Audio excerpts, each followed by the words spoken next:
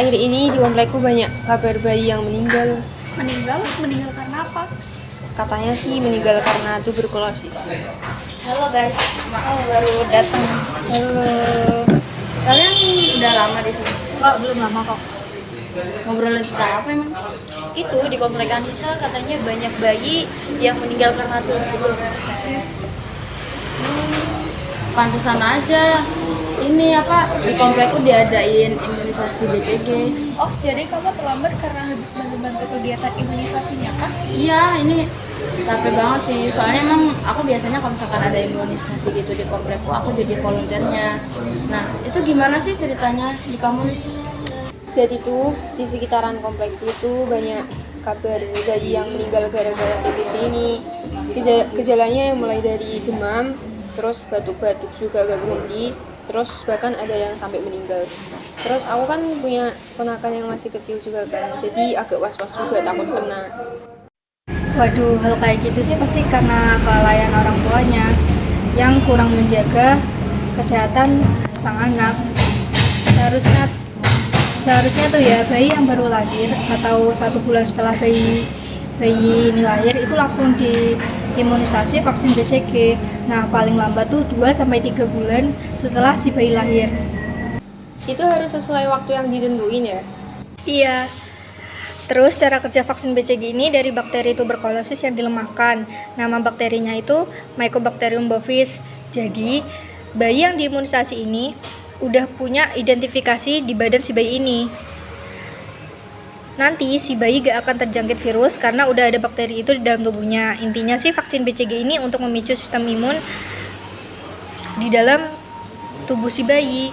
Nah, sehingga menghasilkan sel-sel antibodi di dalam tubuh si bayi yang bisa melindungi si bayi ini dari terjangkit TBC. Saranku sih coba kamu tanya sama orang tua keponakanmu, tante sama omu itu keponakanmu ini udah divaksin BCG atau belum waktu masa bayinya. Sewaktu imunisasi itu ada ketentuannya gak sih? Atau efek sampingnya gitu? Kalau dari pengalamanku jadi volunteer hari ini sih, bayi itu nggak boleh dikasih vaksin BCG kalau misalkan bayi itu dalam keadaan demam, dalam keadaan daya tahan tubuh lemah, sama kalau misalkan ini dia tuh ada riwayat alergi sama imunisasi BCG. Benar. Terus kalau efek sampingnya sendiri tuh biasanya setelah 2-6 minggu di titik suntikan itu biasanya membesar, kalau enggak kayak bisul gitu sekitar 1 cm. Terus itu kalau dipencet itu keras. Nah, itu juga bisa jadi bekas luka kecil. Kadang juga sih nyebabin reaksi anafilaktik. Reaksi ini tuh karena shock akibat reaksi alergi yang berat.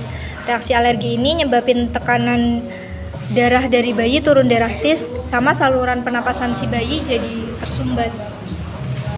Walah gitu ya.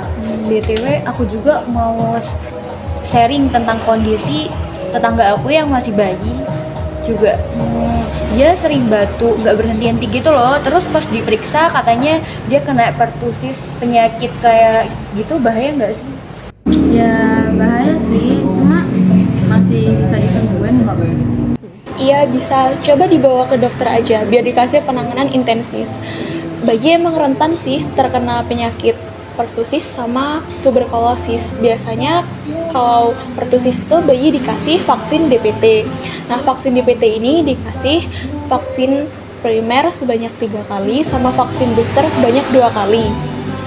Untuk bayi yang usianya 6 minggu sampai 1 tahun itu disuntik di bagian otot paha. Kalau misalnya bayi yang usianya di atas 1 tahun itu disuntik di bagian otot lengan atas.